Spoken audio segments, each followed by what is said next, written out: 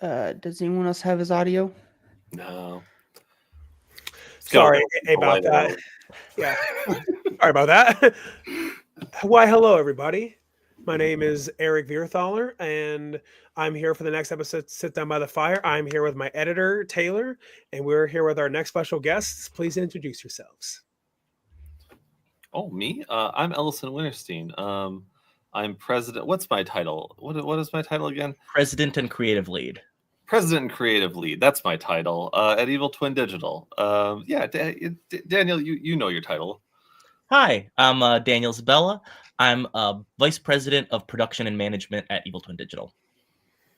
But yeah, thank you both so much for sharing that. So how about that you tell the audience about the origin of Evil Twin Digital? That's a you story, Ellison. I can't. So, so Evil Twin Digital started ages ago. I was in high school and I was making, I was doing what filmmakers and people do in high school, which is make tiny short films with their friends that are somewhat embarrassing as adults, but you're also still kind of proud of, even though it's not socially acceptable to admit it. And I was making those for a while, and then I got to college, and then I was trying to get more and more ambitious and trying to do longer things and better things. And I would run into myself, essentially, that I was not organized enough to be doing that. And then I was going to do a short film called A Very Merry Christmas Party. And I mentioned it to Daniel. And then Daniel was like, oh, I'd like to, producing that sounds good. And I was like, what are you talking about? And he went, no, I can do the phone calls and I can arrange the things. And then you can do your jobs and not have to also do the producing jobs. And I went, I like that idea a lot. That sounds really smart. And then he did that and it worked really well. And we had a great time. And then we kept doing it and it grew and we added more people. And now we've been doing it. Daniel, you get the LinkedIn notifications. What are we at now? Oh, good Lord. I think since we filed as an LLC, we're at about 3 years. But since we've all been doing it together, we're at almost 5. Awesome. Yeah. And it's fluctuated based on who's in it and where we are, because we've moved multiple times and worked in multiple cities. But now it's great because there's a network of people. We film down in Atlanta sometimes. Sometimes we film up in Michigan. I live in Chicago now. We're hoping to film in Chicago soon for the first time. So it's become a very large network of people who like to work together.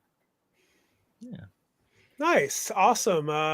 Yeah, I mean, I have been to Chicago once, and the one thing that I will never forget about it was just layers and layers of cars, just like in one lane from another. And so then therefore, if I wanted to turn into the other lane, well, good luck. Have you ever been to Atlanta?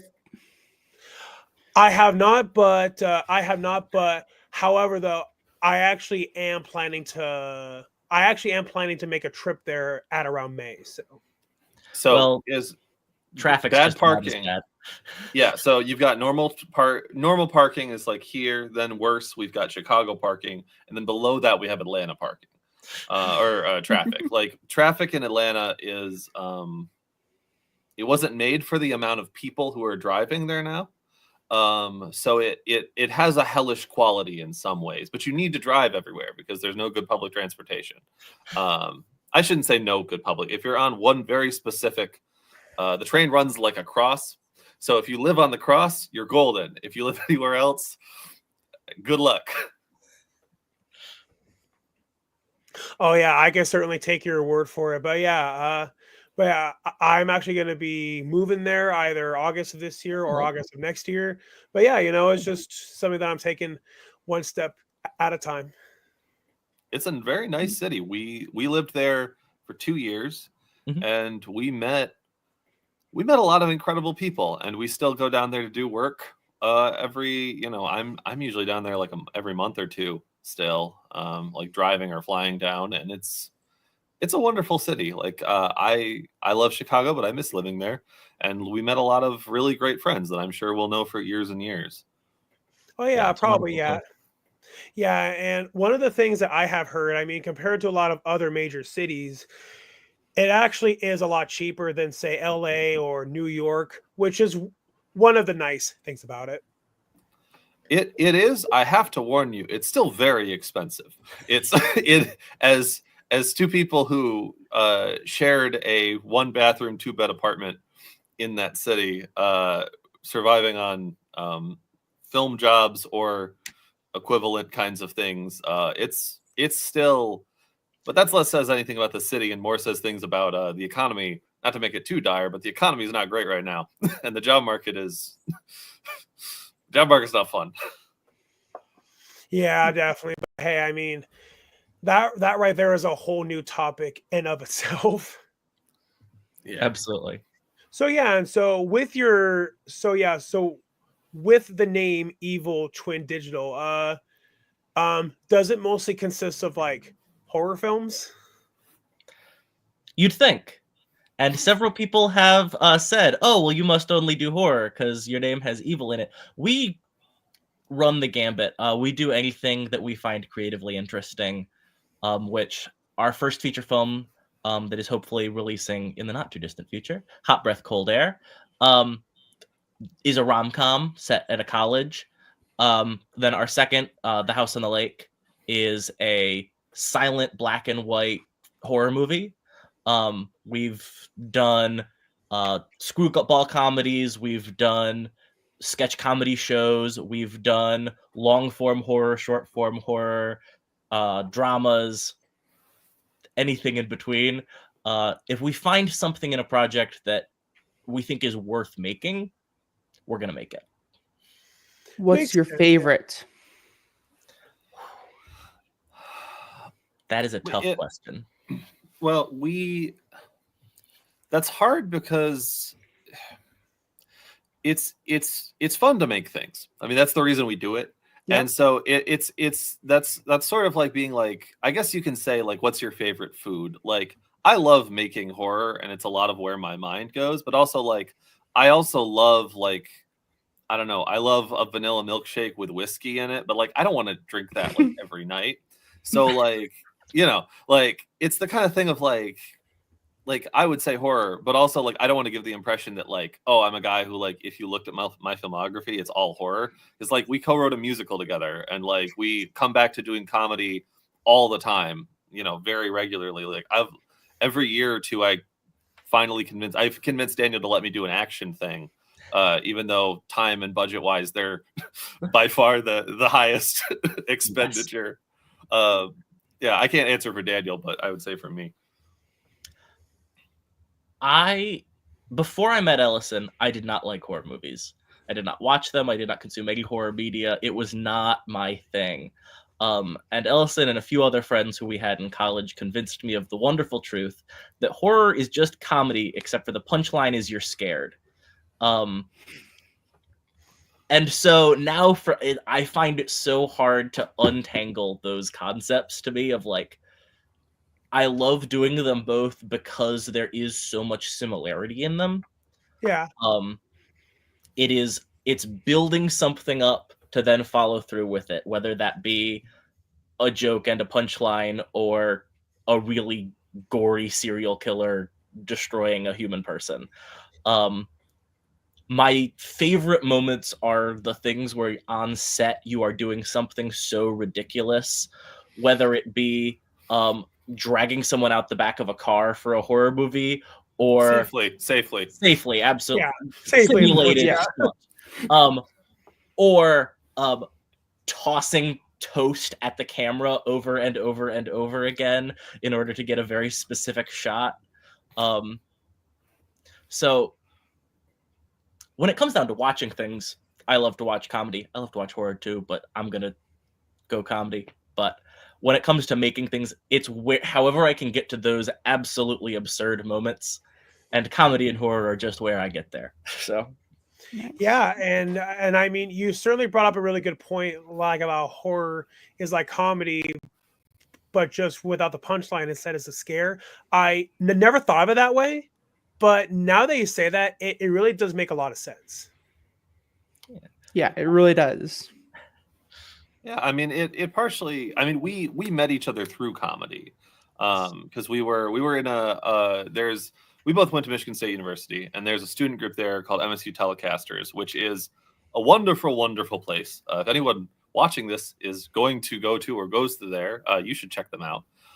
They've been around since the 1980s, and they're a collection of shows. They're essentially like a small TV network that publishes to the internet, but they're a collection of shows that are of all these different genres. And then you meet people who are like-minded, you work together, and then you learn together. And we met through doing comedy together. And then part of that springboarding, like introducing horror to Daniel, because horror was a big part of me at that point, was knowing him creatively. I was like, there's a lot of this he would love. Like this practicality of it, of the like that most of the goop in horror movies is real, not real, but it's like someone has to craft it. I was like, that's his thing. Like he'll love that. And so I had to, yeah. So I had to do the, not the task, but I had to introduce them. Like this thing isn't always depressing or like serious as it kind of gets advertised. It's like, even when it's sometimes like scary, you know, it's still, you know, it's like if you describe, like we both love the Halloween movies. If you describe a lot of the Halloween movies in the moment, they're very serious and like they're deeply meaningful to me, but also they're the stupidest things ever in a complimentary way. Like, you know, they're so silly. Yeah, especially with Halloween Resurrection, like where Busta Rhymes karate chops Michael Myers and says all those ridiculous one-liners. Yeah. Trick or treat, motherfucker. Yeah, like stuff like that is like, and that's part of that is no less horror than something, you know, that's deeply sad or, you know, like and it isn't necessarily, you know, that's not a good movie, but like there are other ones that are silly, like we love Demons, like the movie Demons from the 80s. That's like, you know, that movie's, that's so silly. Like that movie's like wild stuff. The guy, you know, riding around a movie theater on a motorcycle with a samurai sword, like, and it's a great movie. Like it's fun that it's a genre that's so malleable, and quality isn't tied in at all to believability or to realism or anything like that. Oh, definitely, yeah. And even the Friday the 13th franchise even had some funny moments in it, like especially in Friday the 13th Part 8, like during the part like where Jason kicks their radio, and then as soon as he puts his mask up, that whole entire gang's like, okay, man, it's cool. Hey, Daniel, what's the only Friday the 13th movie you've seen? I can't remember the number, but the one where he goes to New York, because I thought 8. It was funny. Funny. It's 8. It is 8. It's funny. 8. Yes. We were watching. We watched. What was it? Was it like Muppets Take Manhattan or something like that? And it I was was like, something else with it, like goes to New York. And I was like, we got to keep the vibe going. You know what's great? Friday the 13th 8. And he was like, is it great? And I was like, it's not great, but it's great. Like it's like you'll be entertained. Yeah, I mean, Friday the 13th Part 8, it's by no means a great movie. And I mean, a lot of people have complained about how Jason's on a boat for most of the movie. Yeah, I get it, but that was mostly for budgetary constraints because of how expensive it is to film in New York. But I mean, I'm not going to lie. Friday the 13th Part 8 is a very entertaining movie. I mean, I don't know which one it was, but me and Eric watched one. This is the only one I watched. And I was not a big fan of it, simply because I was over-analyzing every aspect of it. Going like, why were they using that gun? Why didn't they use this other gun? Like, I just overthought it all. I think you're thinking about Halloween 2018. Oh, yeah, it was Halloween, not Friday. Wait, no? Yeah, which, and I mean, yeah, it was Halloween, wasn't it? Yeah, it was, and a lot of people get those two franchises mixed up, and I get it. Yeah. You know, both of them have a Max Killer, like, who doesn't say anything, and also both of them take place on a holiday. So I totally get it. Part of what's fun about all of this, and this goes for like movies in general. I watch a lot. Like, I don't mean this is a braggadocious thing, but I watch a lot of movies. Last year I watched like I think I ended at like 450 something. Like, Wow. I watch a lot of movies. It's my hobby, and I have to add there that I have a very patient partner who also likes to watch things, and that part's I have to give respect to Andy for that, because she doesn't put up with that, but she does understand it. But in watching all of that, I've sort of come to this thing of like, I like anytime I go into a movie, I want to like it. Like I don't, and there's nothing wrong with disliking a movie. Like it hits you, like you're honest about your opinions. Like that's good. I mean, like Right. general you, but like it's also this thing where it's like if someone like watched any of our movies and thought that they were god awful and were bad, like I don't find any kind of like moral offense to them. I just hope that they went in also wanting to like it. And I try to extend the same thing to anyone else. And then if it doesn't work, like I don't mean anything against them like personally. It's just sometimes you watch, I don't know, any number of things that you don't like, and then you go, something about it doesn't click with you, and it's like, oh. What was that horror movie, Ellison, that we watched that I really despised and I keep I don't want to say that or something? I don't want to say the name of them because they okay. I would love to have a conversation with the creatives and like understand what they were going for, but I think Dark Harvest. Dark Harvest. I think that was a movie I really went into wanting to like and really came out of going, why did you do that? Yeah, I don't think I have ever seen that one. But there's no, I know, I haven't. Like, there's no like, I think what can be troublesome is if we like dehumanize the people who made the thing, which that's what I mean is Daniel like is not like I think it's like if we start being like, oh, these assholes, like why did these guys fuck this up? Like I understand the instinct, like because I've had things where I'm like, I wanted to love this so much and I don't. But then, it's like when you're on the other side of it, like people making stuff, like you don't ever want to make it bad. Like I have stuff I've made where like people don't like it and I got to be like, fair. Like I was trying though. Yeah. And I mean, that is very common. Like for people who will see a lot of movies, they'll go, man, if I was the one who made it, I would have done this way instead of that way. And I mean, that's what a lot of filmmakers like will deal with whenever they're making like a really hyped up movie, like if it's a sequel to like a really big name franchise like Star Wars. I mean, that's something that they have to deal with on a regular basis. Yeah. I mean, but I mean, I see Daniel and I both are like, in the people we work with and the stuff we watch is like, we enjoy, I think, and most people like originality of some, even if it's like you're doing a thing that's been done before, but you're doing it in either just like from a unique perspective or a unique angle. Like this last year, I loved In a Violent Nature, which is just a slasher movie, but it's like mostly following the killer's like third person point of view with like no cutting. I loved that. And then that same year, there's a movie called Carnage for Christmas that's like a Australian trans like slasher mystery around Christmas time, and like I loved that too. And it's like part of the reason I enjoyed them both so much is like I haven't seen that before.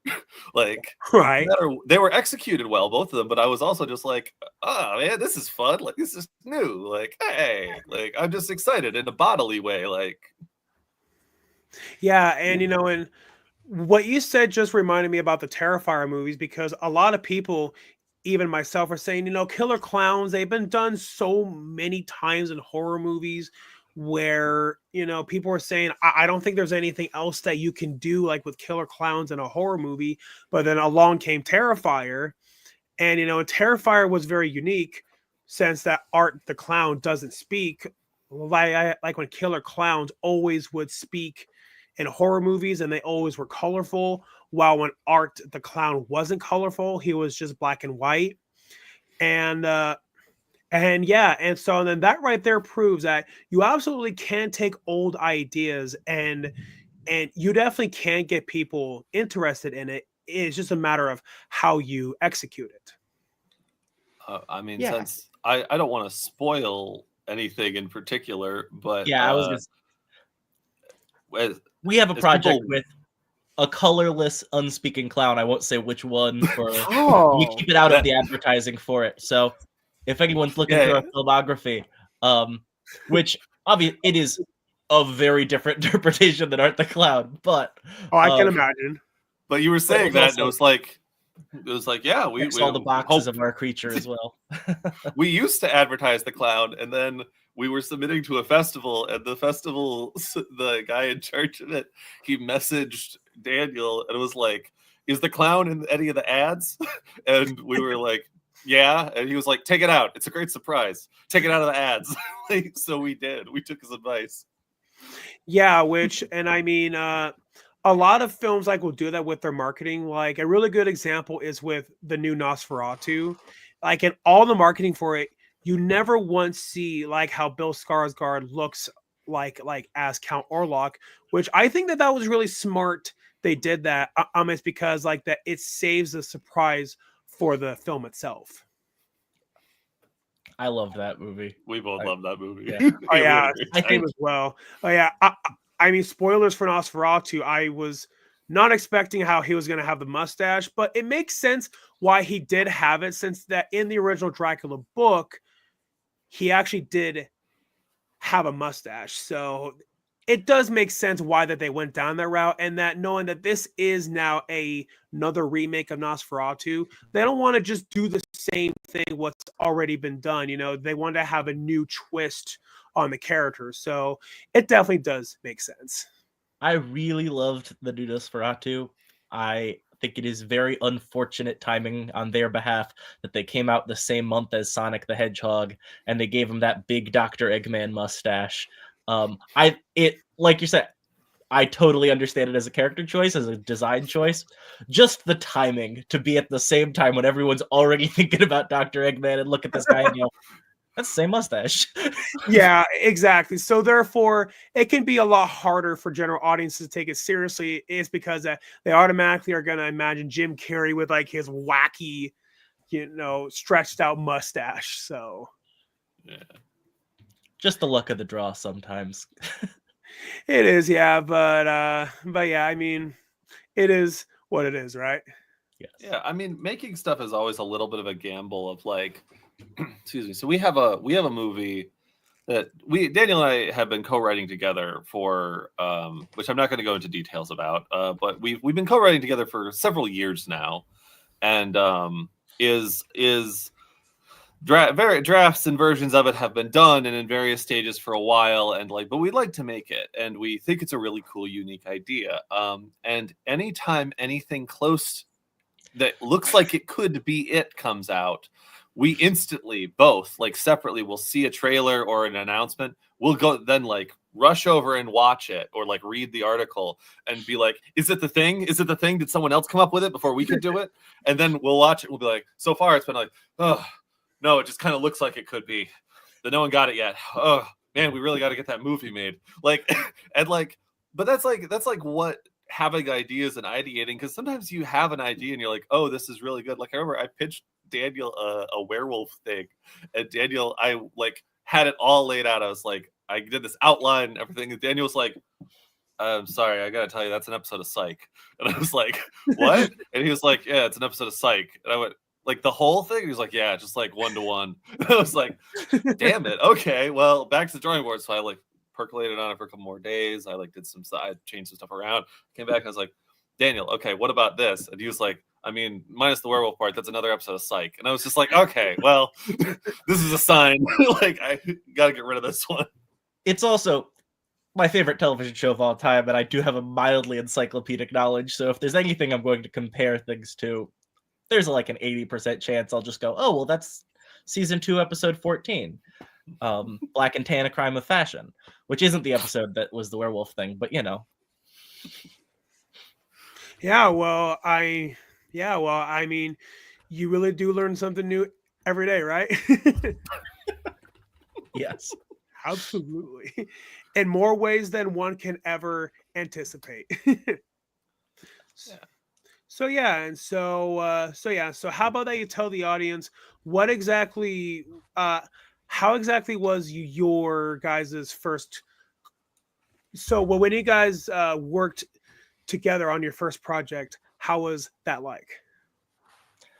Well, so like Ellison said, I like the first time we came together and I kind of became part of Evil Twin Digital was not the first time we'd worked together. Um, can I tell the story about the script, Ellison? Yeah. Oh, yeah. You can tell the story about the script. That's fine. Because this is the first time we really got to know each other. We were both part of this student organization, and Ellison was in charge of one of the shows on the network there, part of MSU Telecasters, that was more dramatic focused. It was basically the only show that wasn't comedy. Turn. I gotta tell Just turn. called All my turn guys. And he was producing the show, and he was looking for scripts and looking for people who had things. And we had like casual conversation on sets a handful of times. And we were in our sophomore year of college. And I texted him. I said, "Hey, I've got this script. I really think might be good for your show." And he said, we live in the same dorm building. Why don't you just come over and show me?" And I went, "Okay, cool." And in Ellison's mind, he says to himself, "Okay, it'll take him like 10 minutes to 15 minutes, depending on where he lives in this giant dorm building at MSU, to get here. And like, I'm still in bed, but like, I have a few minutes to get ready." I get up, I walk out my door, I look across the hall, and I looked out at my phone at the room number he sent me, and Ellison lived directly across the hall from me in dorms, just completely random by. We did not know each other at the time, and I knock on the door, and he gets up out of bed, and he's like, No, I don't get up out of bed. Your Jesus roommate goes to the door. Yes. Jesus goes over to the door and is like, "What? Do you know?" And I like get up wearing like pajama pants and no shirt, and I'm like, what? That was fast. And there's kind of a moment of like, he's like, "I live across the hall, I guess." And I'm just like, "Well, let me make myself presentable." Like, and Jesus was very confused. And just to imagine that, like that you two lived that close the entire time. Yeah, absolutely. That is crazy. It helps that like when we got to working together, like we weren't like forced together, but it made it like that first year. We could just go every day. Yeah, you could just be like, I'm thinking about a thing. Oh, here, yeah, like hand stuff. Oh, like there was no travel involved. You didn't have to, there was no texting, so it was very like, it was very raw, like the ideas back and forth. Like it made it so easy. It was great. So you guys keep on mentioning MSU. Which state is that? Michigan State. Michigan University. Yeah, because we also have Montana State University. Gotcha. Yeah, and so. Yeah, and it's really funny how Taylor mentioned that, because that was the first thing that came to my mind, since I'm from Montana, and and Montana has MSUB, and it has MSU, and then as soon as you said that, I just really couldn't help but instantly think of Montana, even though that I know that you both are not from Montana. Yeah, I mean it's interesting because like we both went for they call it media and information at the time. I don't think the major exists anymore. Digital storytelling now, I think. Yeah, they changed the name. But we are, most of what we like, I would still, obviously money's a very complicated thing, and like I'm not like putting a pressure on it, but like the thing that like I got out of college, and I don't want to speak fully for Daniel, but like what I think he would say is like the connections of the people we worked with were by and far the best things. And it wasn't stuff that the school did. Like they talked to Big Game about like, oh, we'll connect you with alumni, we'll do all these things. And then like, I partner who I've been with for nearly 4 years now, who I live with, like we met in school. Daniel and I, we've been best friends since we met. We've worked together a bunch. All these other people we've worked with, like we met them in school. And our first movie, Hot Breath, Cold Air, like the guy who executive produced that and funded it and wrote it, nice. he was a professor Like he was a professor who took a chance on us. Bill Vincent, who was a wonderful, wonderful man. He was a fake shemp. He helped make The Evil Dead. That's his big claim to fame.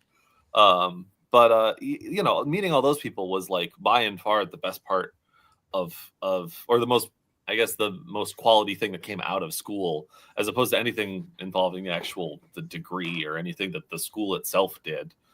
No offense to Michigan State, just Right, of course. being honest about it. So yeah, and so with your guys' first movie, if anybody were to ever want to watch it, could they find it on like Tubi or YouTube or what? So coming soon to platforms. As of right now, we don't know the exact details. Things are getting ironed out.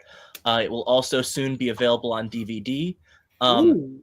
If you are watching this anywhere from like 2 to 4 months in the future, and you are so like anywhere from like March onward, fingers crossed, check out the Evil Twin Digital website, and you'll be able to find links to all of that there. It's just eviltwindigital.com. We'll also, I'm sure, have that sourced on our Instagram and easily accessible. Yes. That is all being finalized daily and in ways that are really exciting to two people who are coming into this, and also often like a ton of work in ways we never expected. But that movie will be out soon, and hopefully Hot Breath Cold Day, or hopefully The House on the Lake not too far behind. When we shot our first 3 movies in one summer. Yes. We shot in 2021. We shot in April the first movie, then we prepped the next month. So April, prepped May, shot June, prepped July, shot August. We shot 3 movies that way, and then we shot 2 more over the course of the next year and a half. And the whole time, I think in a smart way, we went, okay, we're just gonna do this. We're gonna rush it. We're gonna do it, and then we'll figure out where it goes afterwards.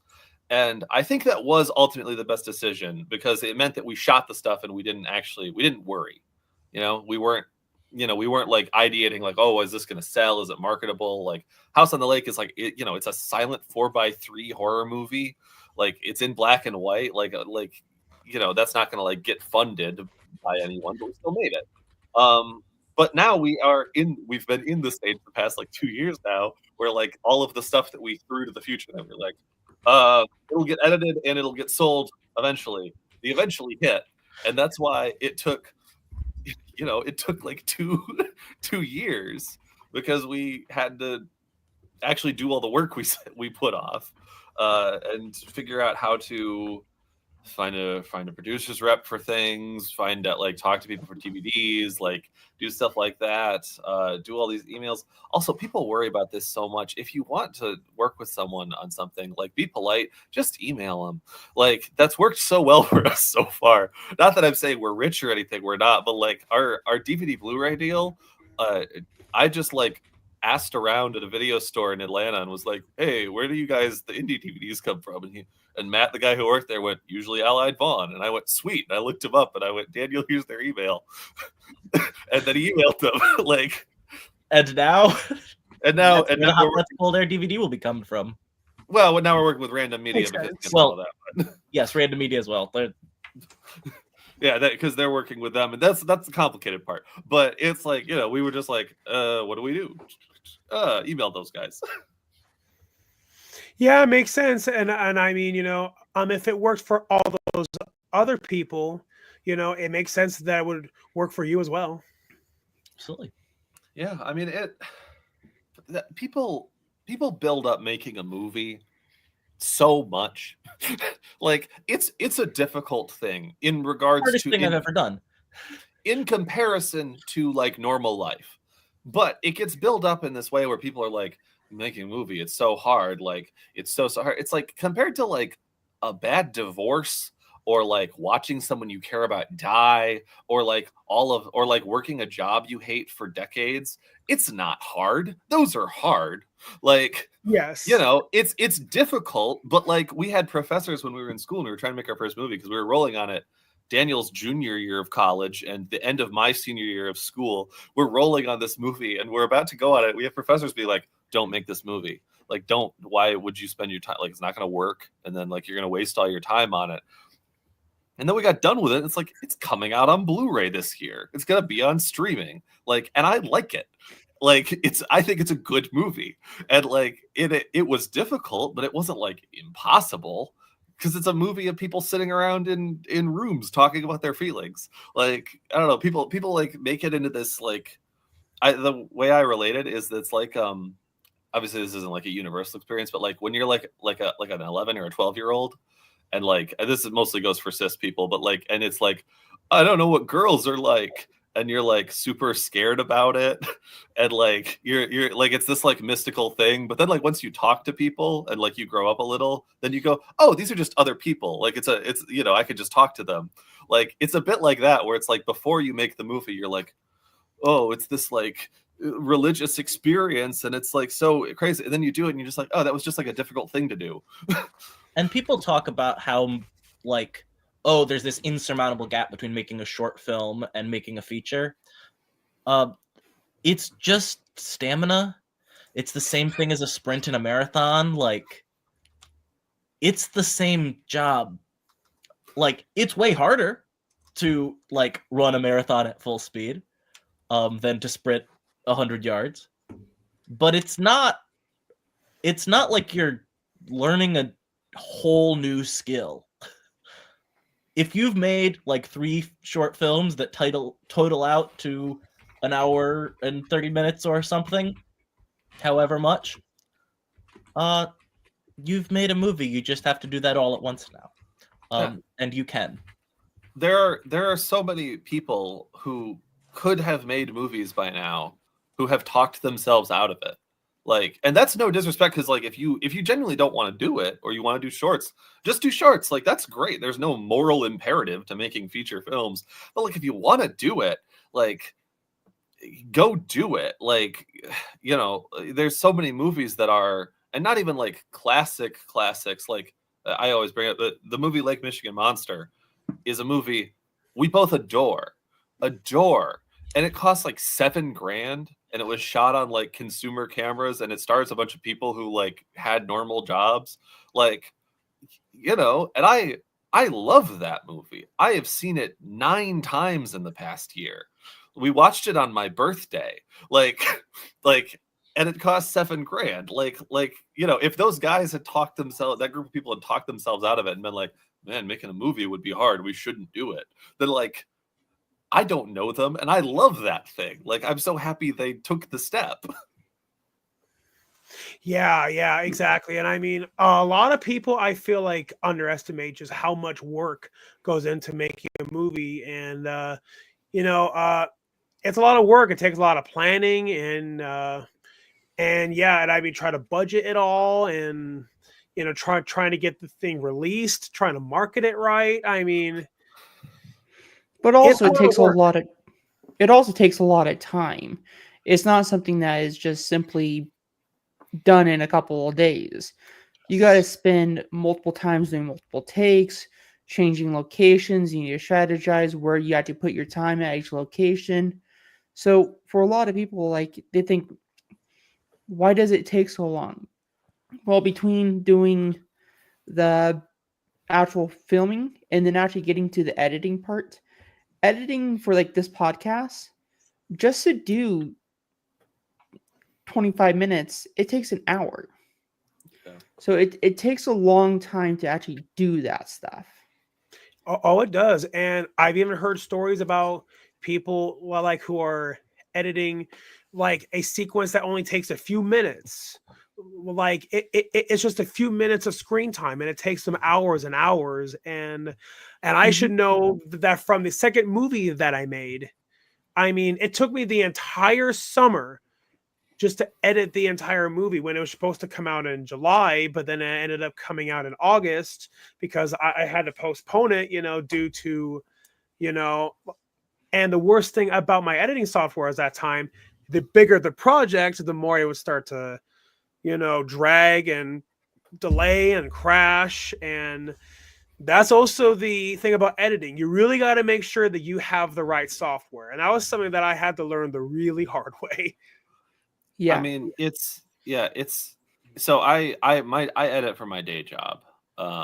I edit for the show Crash Course, the like the Green Brothers show, the educational show, and it's so my day to day is cutting is cutting things, and it's I gotta say I love that job. Like I genuinely truly adore it, and it's been a life-changing opportunity for me. And part of that has been the people who've been there before me. I've been editing for a long time, but that kind of pace is interesting because they make so much content. Like if you are subscribed to Crash Course, it's 2 episodes a week. They're each like 12 minutes, and they're like full of graphics, and they're full of cuts, and there's just there's a ton in each one. And then being behind the scenes and learning that, like, just like making a movie, it all comes down to planning.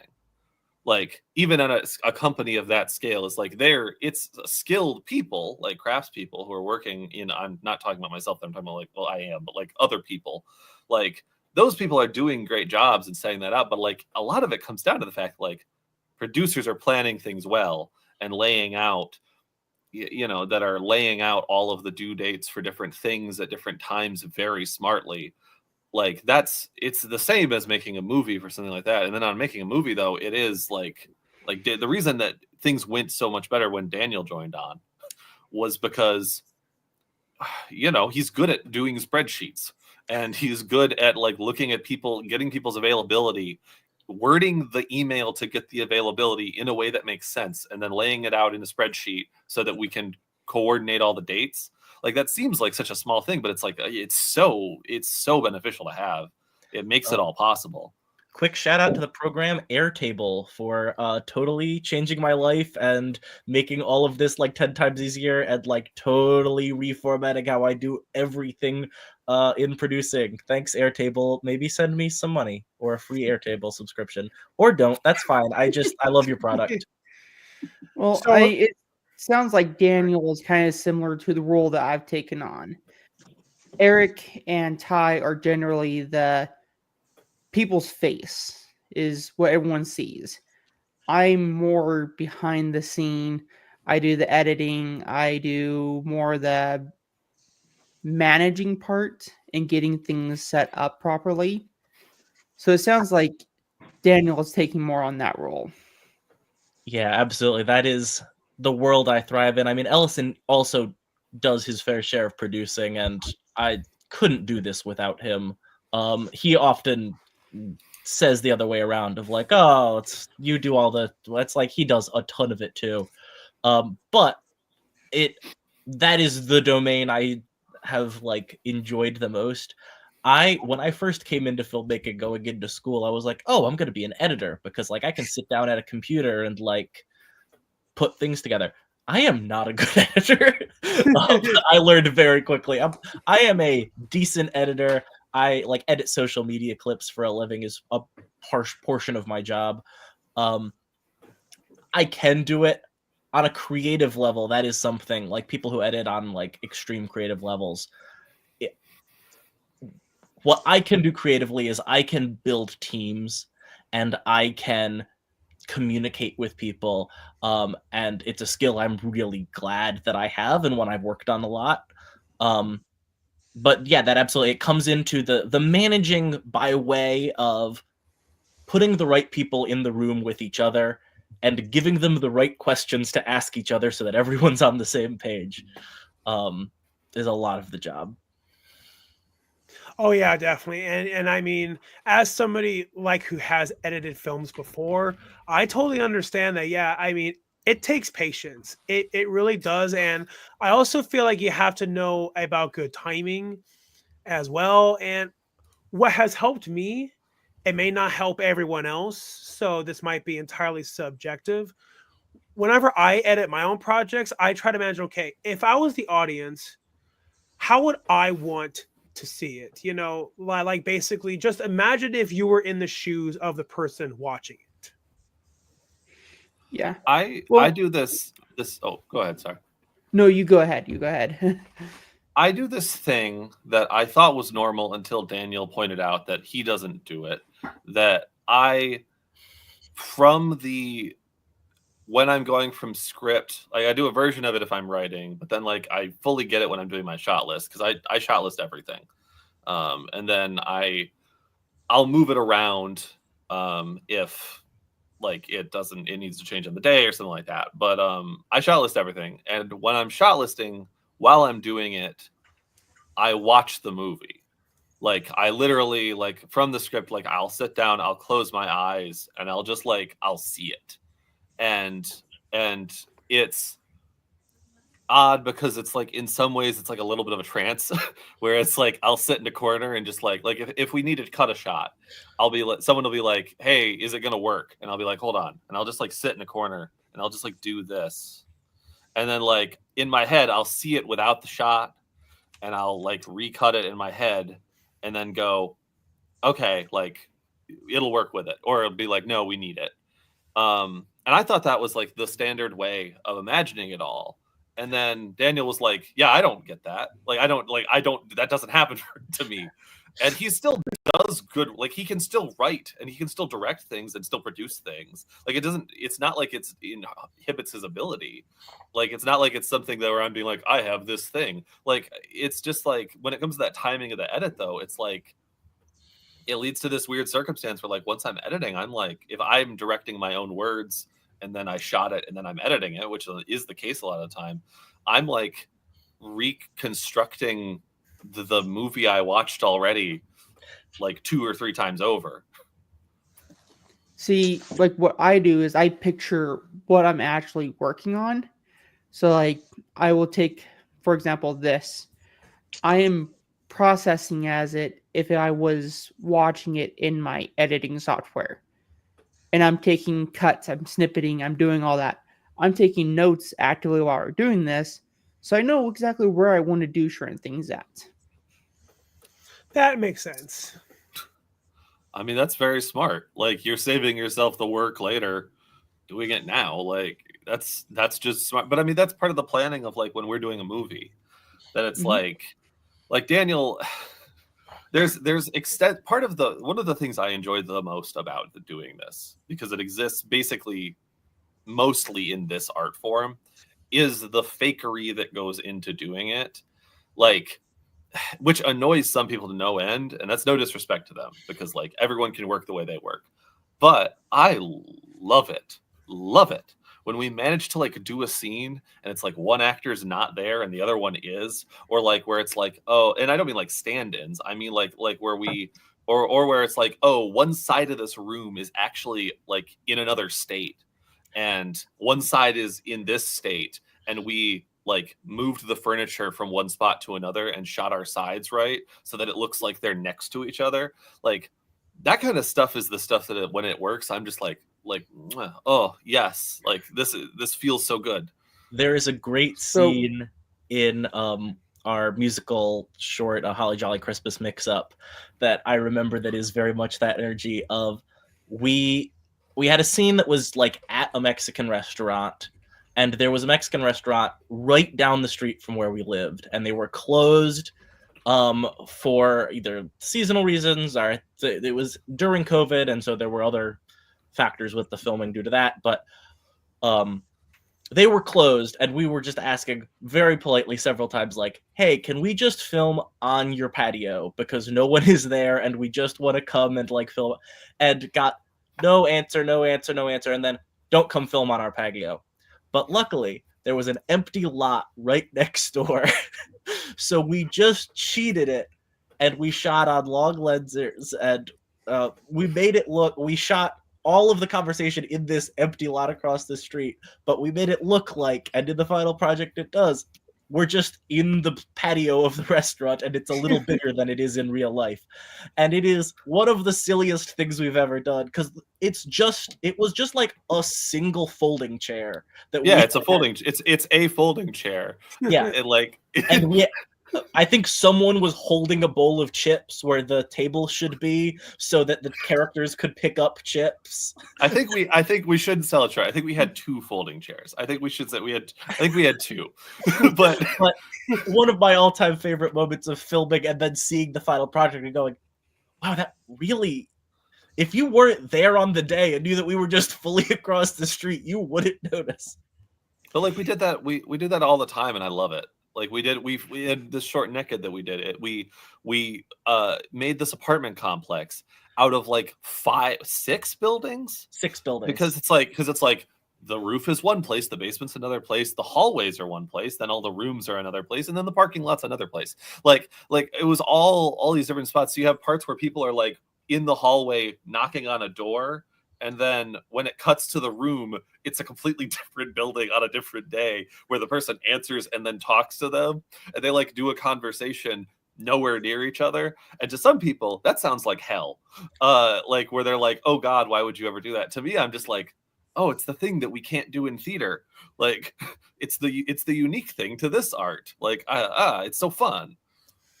Yeah. So I'm going to add someone in. It's going to be Ty. He's just got back. He was at the movies.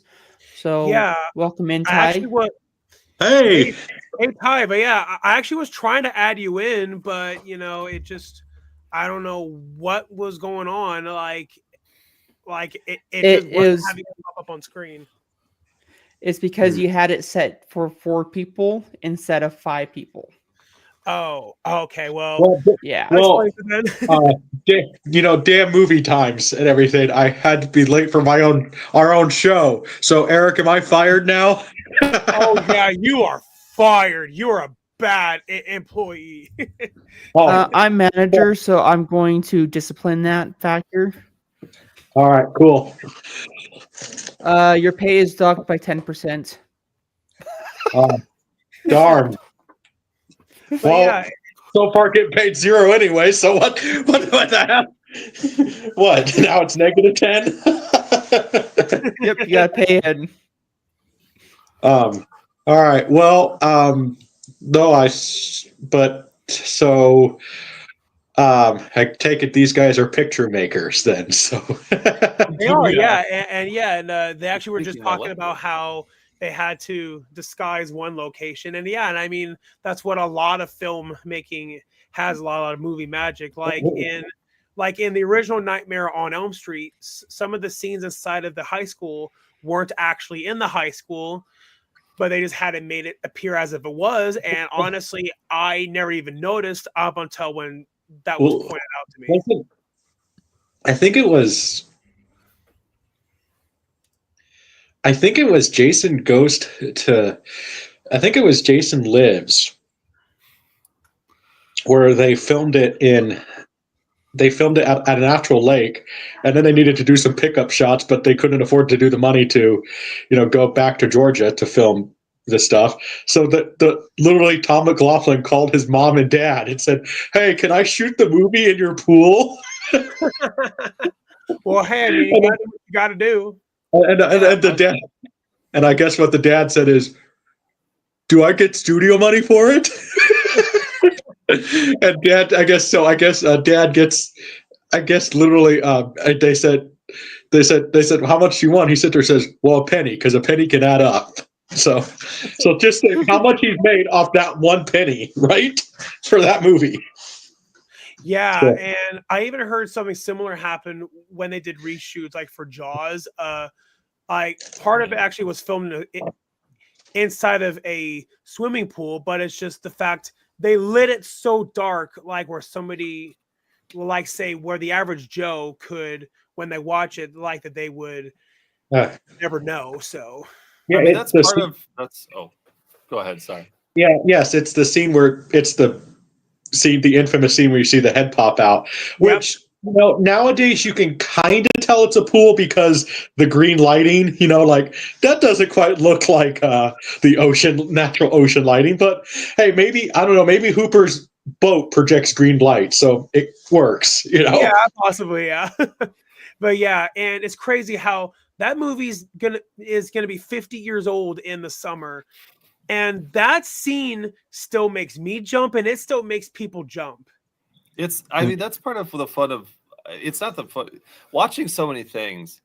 It's like, as someone who loves scary movies, like it's a constant quest now to find new things that are actually scary. Not in a disrespect to new movies, but just in the like all the ones that are like, oh, you got to watch this one, it's really scary. Like I've seen a lot of them. So there's like, when I'm like, oh, I want to get scared by something, like, it's this like gambling thing now of like, because you only get one or two really scary new movies like every year, I feel like, that like really hit it. Yes. Well, Alice Cooper, the father of shock rock, said it best. Like, you could still shock an audience today, but it's less hard to do now than it was in the 70s. Like he said, you almost like have to literally have somebody, chop his own arms off and then eat them to shock the audience now, and I kind of agree with Alice, but then he sat there and said, but there could be that one person who's just crazy enough in his mom's basement to shock the audience today. And even it goes back to horror too. Like, it's one of the reasons I think the Terrifier movies are successful in some ways, because they are slasher movies, but they're more so updated for a modern audience, where they're grotesque, but there's something about their grotesqueness that it's fake, but it adds to the charm of it, and it's just real enough where it was like, oh wow, I mean, they're part of why those ones I think work. I think the second and the third one are really great, especially the second one. And I think it's interesting that the first one, I've seen the first one several times by now, because I put it on as like a vibes movie if I'm writing sometimes. But like, I think that one works much worse because it's much slower, and it's much more like, it seems to be much more like doing the thing that it wants to be doing, of like, oh, we're doing this 80s, like this like mid 80s like grunge slasher movie. And then the second and third one are like, okay, we did it, like now we can do our own thing. And I think they work much better, and they have they're that old sensibility, but they're faster. Like they move more, they have more character. There's less of like wandering around an abandoned building, like looking at things and being like, I wonder where the bathroom is. Like, well, I agree. I think the second and third one are better movies. Because, and plus, I just want to know when somebody's going to create, I guess, Damien, I've heard Leone, but come on, I like to say Leone because it makes him sound like he's related to Sergio Leone. Come on. Yeah. I don't care. I don't care if he's going to say, oh, it's Leone. I'm like, no, I just want you to be Damien Leone because it makes it sound cooler. So, but Damien said that he based art more off of Freddy. And that makes sense, but what he did is that the opposite, like how Freddy talks, but art doesn't. And so somebody needs to eventually, when we need to create some new somebody needs to create some new character, so we can eventually do art versus said new character. I mean, it's hard because like what becomes classics is so.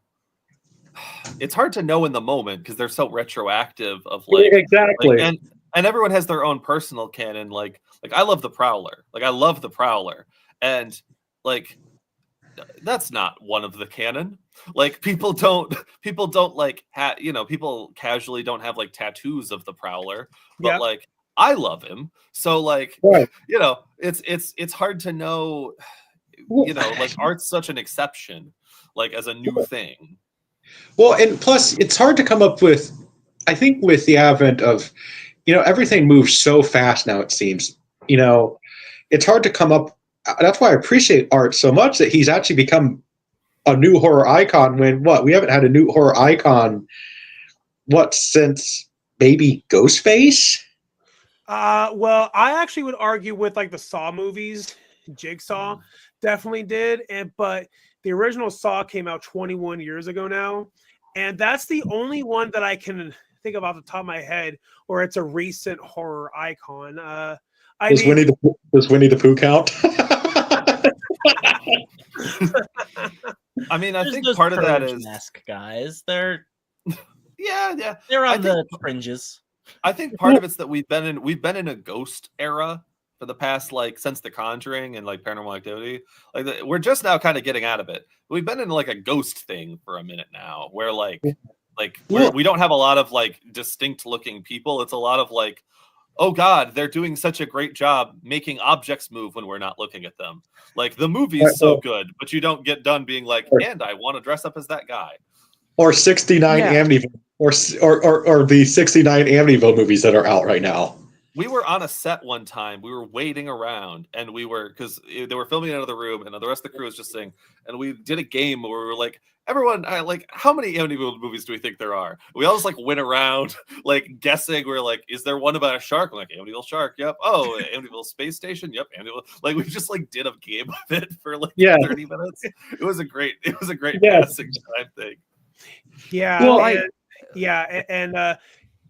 and the reason why that there's so many Amityville movies is because technically Amityville horror is in the public domain. And so one day I got curious and I typed in Amityville on Tubi. There's one, I kid you not, I'm not trying to be funny, although it is funny. And it writes itself. Yeah, there's one called Amityville Toilet. There's a toilet in there. I see nothing weird about this. Amityville, no, Eric. It's called Amityville Death Toilet. Well, oh boy, You need more definition. what I meant. About a possessed toilet from Amityville. I'm like, okay, there's some, and then there's some of them that it's like, sometimes you have to wonder, what was the director doing before he was writing, or the writer doing before he was doing the movie? Yeah, man. He's probably doing some shrooms. Probably. Yes. I mean, part of it, I don't know. It's fun to make stupid things. Like saying it's like we have it depends on what speaks to you. Like this sounds weird because it's like, how would Amityville Death Toilet speak to someone? You're like, oh, that's so strange. But like we have a sketch called Seinfeldamarink it's the movie Skinamarink, but it's a Seinfeld episode.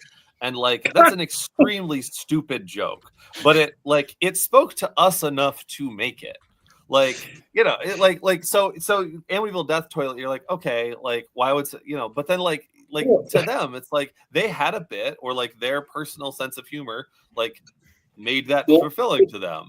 Well, I think sometimes I argue that sometimes there's that type of mood that maybe you just had a absolute crappy day and you just want to watch something stupid. So if you're going on Tubi and you see Amityville Death Toilet, you're like, okay, this either might be, no pun intended, really crappy, or you actually might get a good laugh out of it. So, and as someone who has seen the movie, yeah, a great movie. It worked though. You watched it. Well, I was curious about all the Amityville movies because I thought about being the one guy on YouTube to review all of them, But then when you get to stuff like Amityville Vibrator, it's like, wow, I don't know. We're still in household objects. These all track to me. Like if you're possessing things, I don't know. Like you run out of options. I see it. Well. As long as maybe if they get a spot, maybe who knows, maybe if whiskey wants to get some more money, they can make Amityville Jack Daniels. That's a thing of independent film that like on the low level of like what we're doing, where there's like no money, is getting sponsored by a local business to put them either as the producer or like something like that. That I watched two separate slasher horror comedies that had they had gardening, like was it it was like irrigation and gardening companies like lawn care as their sponsors, and it was like, it's so strange seeing that credit on the beginning of the movie, but also good for them because it's so like getting the money is so difficult. Good on them that they found someone who's an irrigation company head who was like, yeah, I'll give you it for your horror movie. Yeah, well, getting sponsors and people to invest in anything, it's difficult. Like what Ed Wood, Eric, he got a local butcher to invest in one of his movies. Yeah, I think that was for Bride of the Monster, and then for Plan 9 from Outer Space, he actually got a church, like a Baptist church, to fund it. Which I mean, you would think that a lot of churches like that would be all uptight about a movie like especially, that, but yeah. especially Baptists. Yeah, but the reason why he convinced them to do it is because the church was trying to invest in 12 apostle movies, and then he said, okay, if you fund this movie will bring in enough revenue that it can fund all of your 12 apostle movies. So that's how he did it, is because that he found a way like that would negotiate with what they wanted, and then therefore they're like, okay, if we're gonna invest into it, there will be something in it for us. Exactly. I mean, part of making this is like I don't know. It's hard to get money for any of this because like investing in independent film is a bad investment, especially right now. Like I know that's odd to say coming from us, but like part of the reason we've been able to get any money for things is because our budgets are so astronomically low that it's not asking someone for millions or even like tens of thousands of dollars. It's like, do you have $30 you could float our way? Like those kinds of things. It's like, oh, that's more reasonable. I'm sacrificing one dinner out to see the movie someday. But like we're in a climate right now where it's like, the stories from old that are so entertaining and like keep you going, like are also they don't hold up as well as they used to in the reality of it. Because also like the butcher doesn't have as much money to invest in things because the butcher's also hurting. Like it's a very different odd time to be finding money for things. Yeah, well, I mean, I don't know. It's well, hopefully, hey, I'm not saying anything. All I do is hope that everything can get better in the next 4 years. So that's all I'm saying. But I cross our fingers, right? So, but anyway, it's no, I mean, even people like, and plus, it kind of also goes this thing. It's like, there are some people that I, wonder if they're not just. I think people have kind of. I don't want to say people have become more greedy now, but you know what I'm saying? I feel like that's part of it too, in some ways, because people kind of want to say my money, So, people are. Daniel can attest to this too. Of like, people are hurting right now, like across politics or any kind of ideology, and working in independent film, there's a lot of people who go to work in it, who get burned out, who try to do the way we were told to do it, get burned out, and then have to go back to doing something more stable, and then even the stable thing isn't as you can't bet on it. Yeah, right. And you can't bet on it like you used to be able to. And it sounds like we disagree politically, but I think we all hope that won't be the case, and that people will be able to fund their art and be able to live, because we're all kind of hurting. Well, exactly. Well, that's the thing is, I judge I mean, I've often said to the joke, as a joke to people, yes, I'm racist towards assholes. And so, and, as long as we're all good people, who cares, right? That's how I say it but I just say that, even like, look at Evil Dead. That movie was funded by doctors, lawyers, and real estate people, and I honestly think part of it was probably having Bruce Campbell be the salesman, because come on, it's Bruce. Are you going to say no to Bruce Campbell, even 23 years old Bruce, or like 19 years old Bruce? I mean, he's pretty charismatic. And then you see Sam Raimi, who is, let's face it, not exactly like the most charismatic looking person, So Bruce financed a lot of that movie by just getting like, I think even dad, Sam Raimi's dad, gave him $100 one time just to put foot into the movie, So I mean, so our executive producer of our first movie worked on The Evil Dead, Bill Vincent. He's a fake shemp on it. He knew the Raimis. He's friends with several of that crew. yeah, And it is wild that they were able to do something like that, and it's very inspiring. Like it's the thing. Mhm. That vision kind of, I think, in the worst moments of it, tries to keep a lot of us, in Daniel and I's spot going. But it is also, it's wild to have, knowing someone involved in it, to have a living reminder of how long it's been and how it's an inspiration, and it's also it's such a different world than it was in the 80s when like Stephen King sees your movie and then like you got it. That it's we did a lot of the things we've done on the same stories that I think inspire you too. And it's so strange that when you meet the real people, that it is like, oh, they're just like, Bill's just a guy. Like, you get lunch with him. Like, right. He owns a barn. Like, I want to see a movie about the making of Evil Dead. I also do, and I'd pay to see that.